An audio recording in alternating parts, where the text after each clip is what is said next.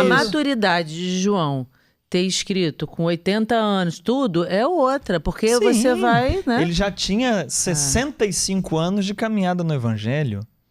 Agora, você pega a Bíblia, em cima disso que você está colocando aí.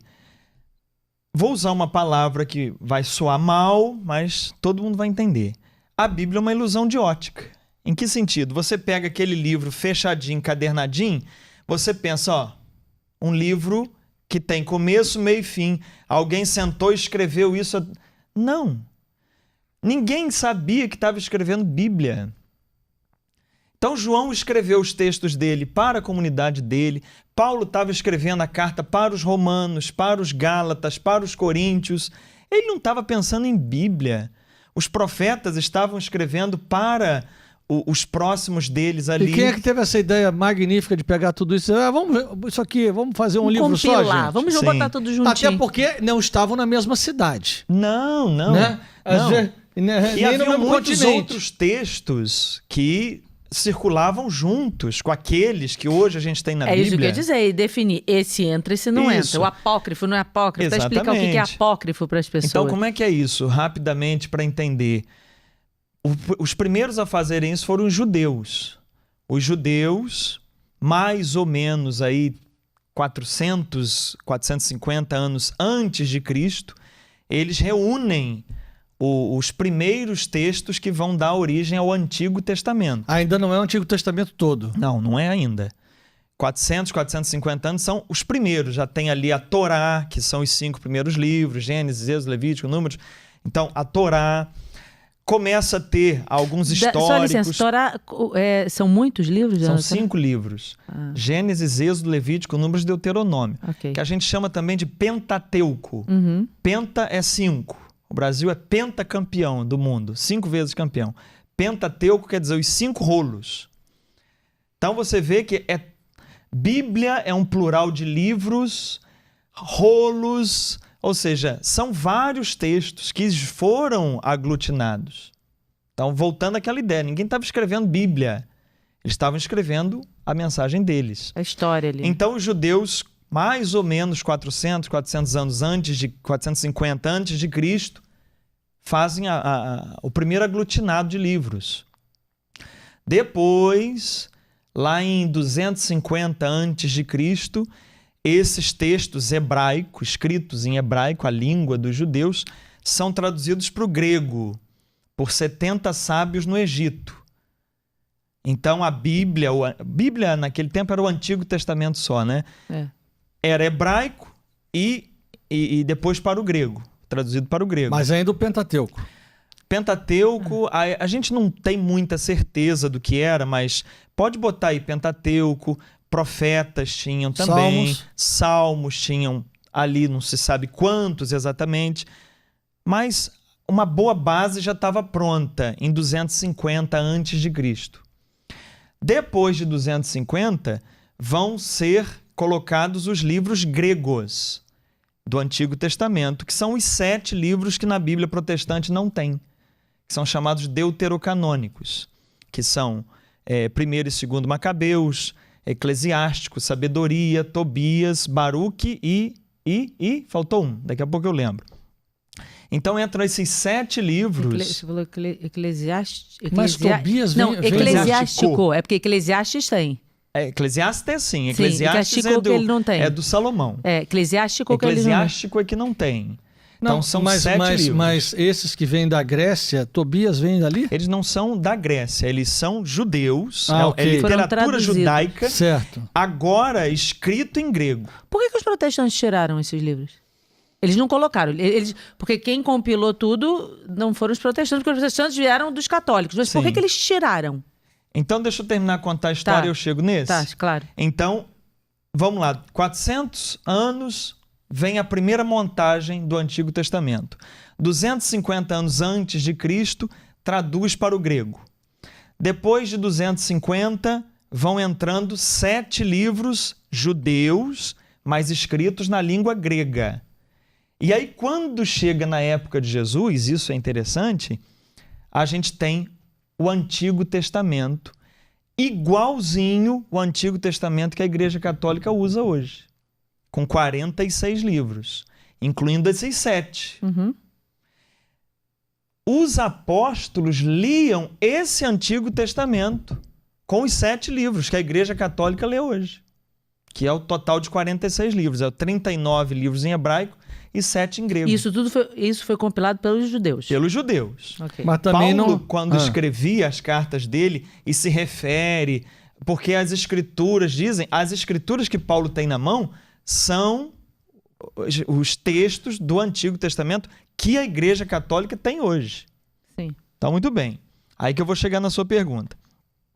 100 anos depois de Cristo, os judeus se reúnem em Jâmnia e falam assim, olha, tem uma literatura estranha crescendo entre a gente.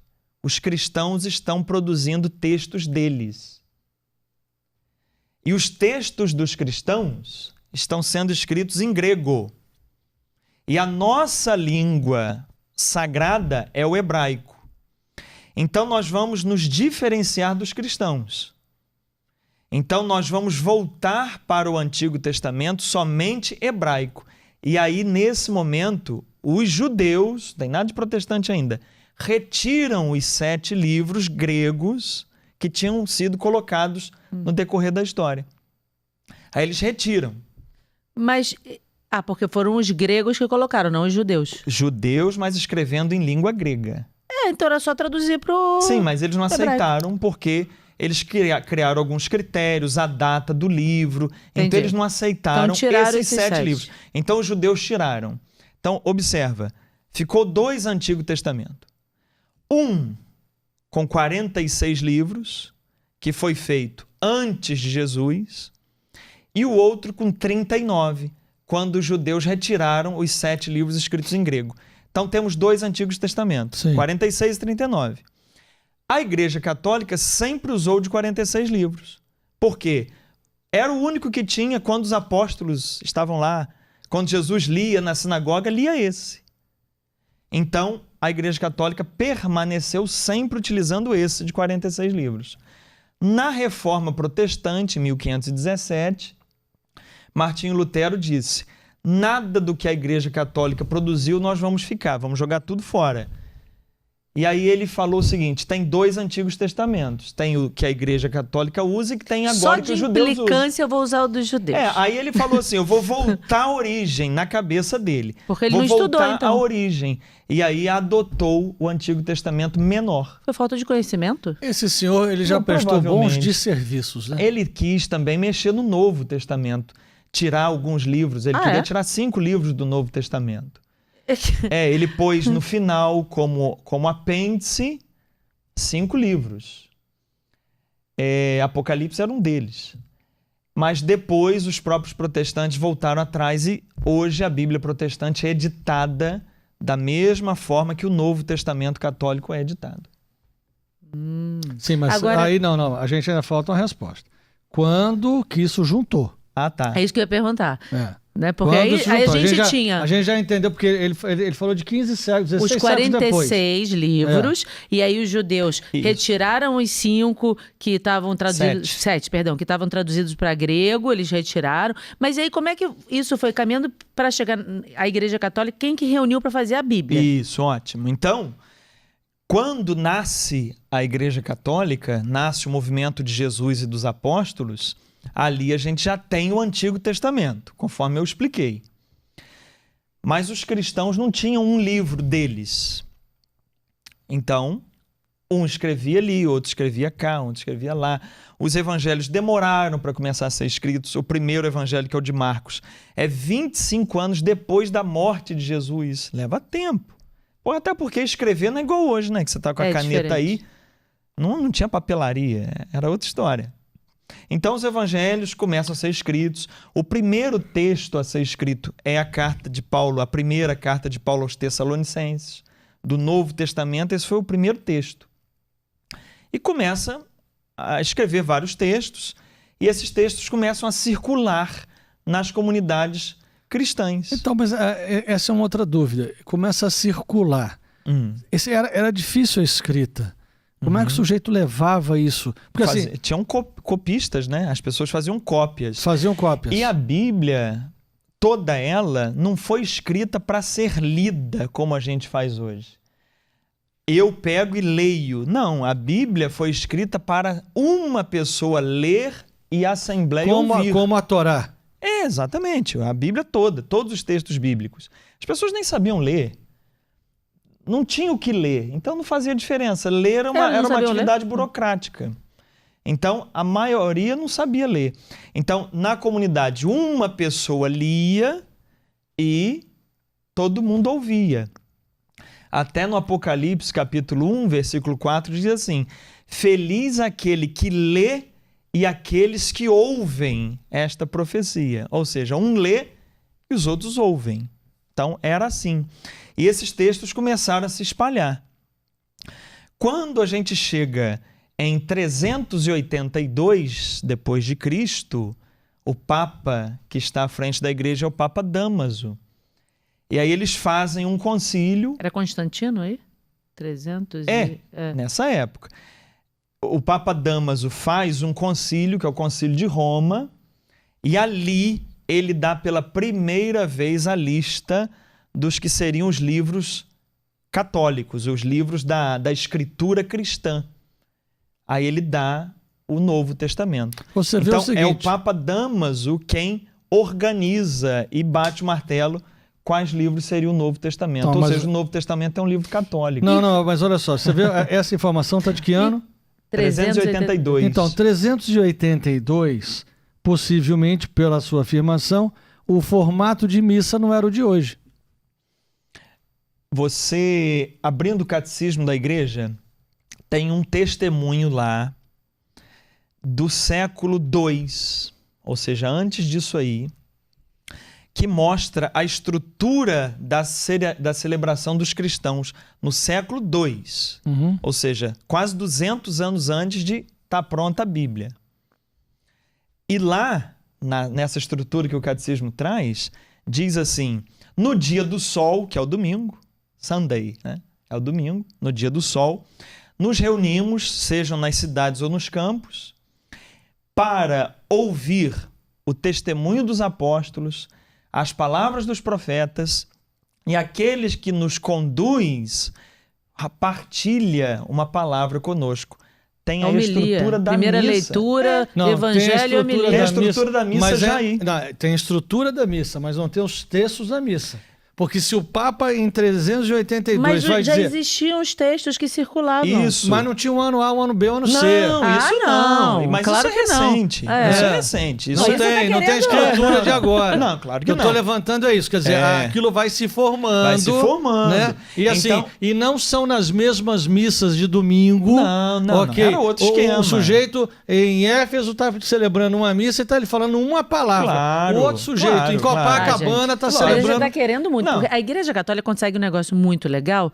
Eu tô aqui, eu vou para a Austrália, eu tenho a mesma missa do mesmo formato. Você tem um missal romano. E a mesma forma que a pessoa se dirige ao altar. Mas a aí mesma é que tá forma uma que coisa bonita. A missa é anterior à Bíblia. É anterior à Bíblia. Primeiro vem a missa. Primeiro vem a liturgia. A mesa da Eucaristia. Isso. E depois a da palavra. Exatamente. Então, depois, séculos depois, 2 séculos depois, é que vai surgir a Bíblia. E esses textos que eles liam nessas primeiras missas eram esses textos que circulavam aí, dos apóstolos, de Paulo e outros mais que rodavam juntos. Aí... Agora, eu não perco nenhuma pergunta. Vou responder mais uma que você tinha feito lá atrás. O professor tá ligado. Ela perguntou assim, mas quem é que decidiu esse texto entra na Bíblia, esse texto não é? O que é apócrifo, o que não é? Você não perguntou isso? Isso. Explica para as pessoas o que é apócrifo. Apócrifo é um texto que é chamado de escondido. Apócrifo quer dizer escondido, que não deve ser lido para a comunidade porque ele não é inspirado por Deus. Isso que é apócrifo. Como é que foi decidido isso? Foi decidido pelos textos que mais eram utilizados pelas comunidades e os que não eram utilizados pelas comunidades. Então, o Evangelho de João... E quem decidiu foi o Papa? Foi o concílio e o Papa... chancelou. Não é nem que era um texto que não servisse, né? Tem muitos textos que não servem mesmo. Tem muitos apócrifos que tem coisas... Tem uns que até são mais equilibrados. Mas, por exemplo, o Evangelho de João entrou por quê? Porque era um texto lido, testemunhado pelas pessoas nas comunidades. As cartas de Paulo eram muito lidas nas comunidades, entendeu? Então ele pegou isso que foi um processo. A Bíblia, eu costumo dizer, não caiu pronta do céu. Sim.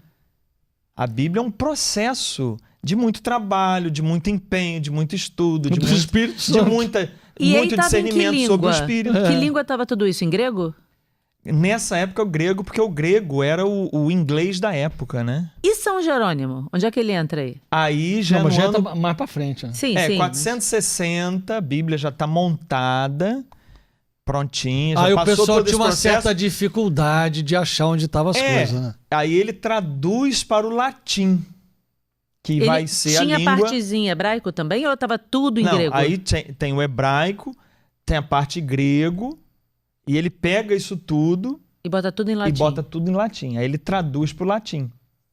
E quem fez aquele trabalho magnânimo e de paciência de Jó, de botar aqueles numerinhos tudo? Gente, todos os versículos... Isso já é bem mais tarde. Isso já é lá pelo século XIV, XV, XVI. Não, o cara, coitado, foi pro céu só pra fazer isso. Óbvio. Começa a fazer... Primeiro se dividiu os capítulos. Primeiro se dividiu em capítulos a Bíblia. Isso num século. 2, 3 séculos depois se dividiu em versículos. Aí primeiro se fez o Novo Testamento. E ficou o mesmo para protestante e para católico, mesma coisa. Entendi. Porque isso foi feito antes da reforma. Separação, sim. Então, o Novo Testamento foi feito primeiro, depois fizeram o Antigo Testamento. Imagina só, eu estou falando para você uma passagem bíblica. Uhum. Mas, rapaz, depois você pega lá, dá uma lida aí. Aonde é que tá? Misericórdia. O negócio é que não tinha pega lá, né? Porque não tinha Bíblia não tinha pega lá. impressa. Não, mas eu não acho tinha pega lá. Precisou de Gutenberg. Não. Em determinado momento, o que deve ter levado a isso é uma ampliação das cópias. Quem fez a divisão de versículos que a gente tem hoje, que já teve outras. Foi mas o cara que a gente começou usou a imprimir para vender, Era um impressor, era um gráfico. Sabe o nome dele? Sabe o nome dele, não? Stephen Langton, creio eu. Esse moço foi pro céu. Porque ele teve muita paciência. O cara falou, gente, olha só, eu vou ter que imprimir. Tem coisa mal feita. Eu vou ter que imprimir Bíblia para vender. Como é que eu faço? Coisa mal dividida? Mal dividida. Se você pegar Gênesis 1, por exemplo... Ele acaba dentro do capítulo 2. O texto... Entendi. Ele acaba dentro do capítulo 2. O capítulo 2 começou a ser dividido antes do que devia. Coisas assim. Você pode propor uma redivisão. Vou fazer. Nossa Senhora! Vou fazer e vou vir lançar a Bíblia aqui.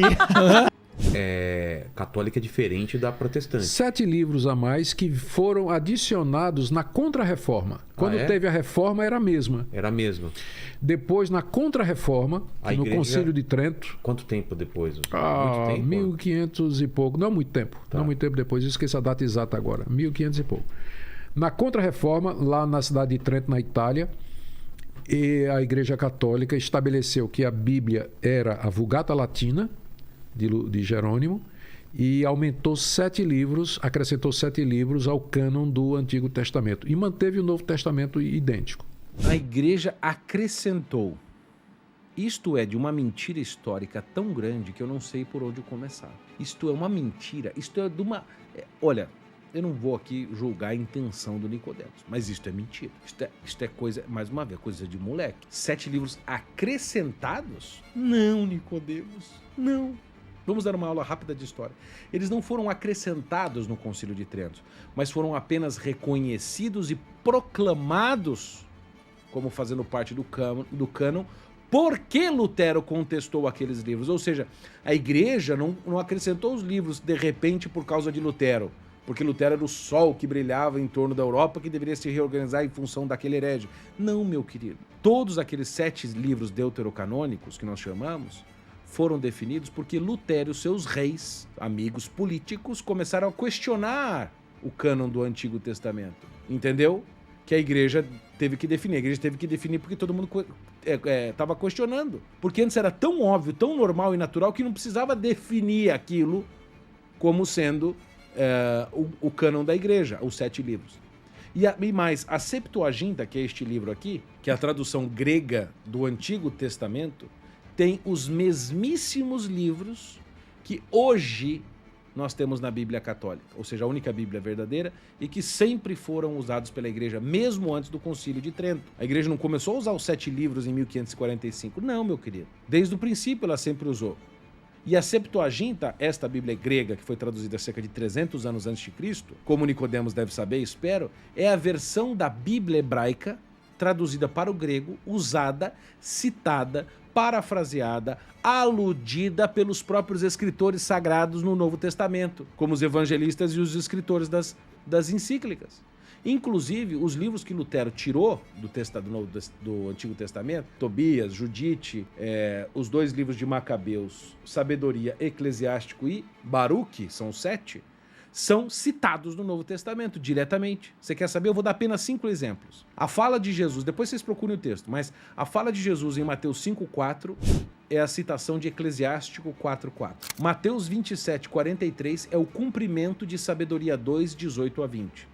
Efésios 6,16 é a clara referência de São Paulo à armadura mencionada em Sabedoria 5, 19 a 20. Hebreus 11,35 é a referência objetiva aos fatos citados em 2 Macabeus 6,18 até o capítulo 7,42. E a expressão, essa coisa mais importante, a expressão reino de Deus no Novo Testamento, que é Basileia tu Theou, o reino de Deus, muito citada por Cristo e pelos apóstolos no Novo Testamento, só é encontrada, sabe aonde? Nos livros deuterocanônicos. Aliás, em um livro deuterocanônico, apenas uma vez citado, no livro de Sabedoria 10:10. Exatamente assim. Edeixen auto Basileian Theou, e lhe mostrou o reino de Deus. É a primeira e única vez que aparece o reino de Deus num livro que vocês não aceitam. Essa mudança eu acredito que foi para diferenciar dos protestantes, para mostrar que eram movimentos distintos agora, e porque alguns dos apócrifos dariam base para algumas dessas doutrinas, como doutrina do purgatório, obras e coisas dessa natureza. Alguns desses apócrifos fortalecem isso aí. Mas escuta, que apócrifo, meu filho? Lutero queria tirar a carta de Hebreus, de Tiago, de Judas, de Apocalipse. Todo mundo sabe isso.